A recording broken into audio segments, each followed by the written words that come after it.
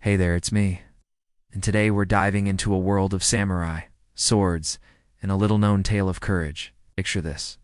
Ancient Japan, a time of powerful clans and mighty warriors.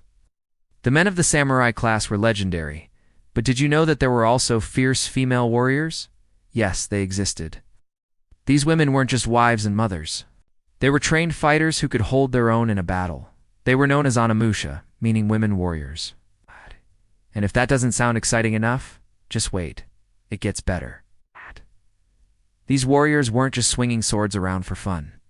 They were serious fighters who took on dangerous missions and even led entire armies into battle. So why don't we know more about them today? Well, that's a good question, and one that this series is all about. As we uncover these forgotten histories, we'll explore how these incredible women were often erased from history books. That way their stories would be told. But fear not, because we're here to change that. Get ready to meet some amazing women whose bravery and strength will leave you in awe. Who knows? Might even learn a thing or two about yourself along the way. In the heart of ancient Japan, where towering mountains met sprawling plains, there lived a people who were not afraid to break the mold. Forget everything you think you know about what women back in those days should have been doing. We're talking about the Onna-Bugeisha, the women who chose to fight, lead, and make their mark on history. Back in the day, Japan was all about the samurai. These were the men who lived by the warrior code and were loyal to their lords. But guess what? The women of the samurai class were no slouches either. They were trained to defend their homes and families, and they took their responsibilities seriously.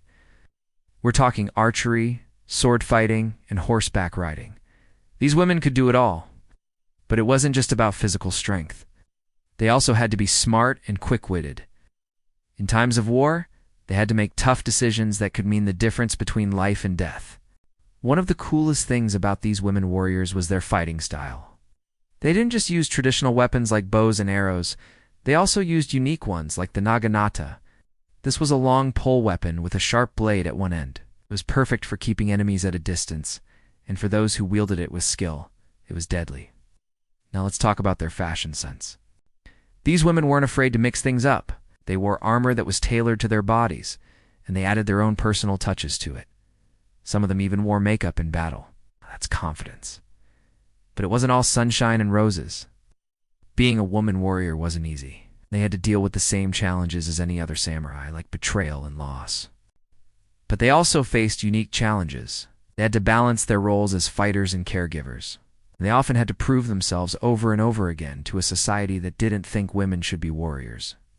Despite the challenges, these women warriors made an impact. They fought alongside men, and sometimes even led armies into battle. They were respected and feared by their enemies, and they became legends in their communities. As we close this chapter, remember the legacy of these amazing women? They were warriors, they were leaders, they were trailblazers. They shattered the expectations of their time, and showed the world that women can do anything they set their minds to. So what do you admire most about these women warriors? Their strength, their courage, their determination? Share your thoughts below. We'd love to hear from you.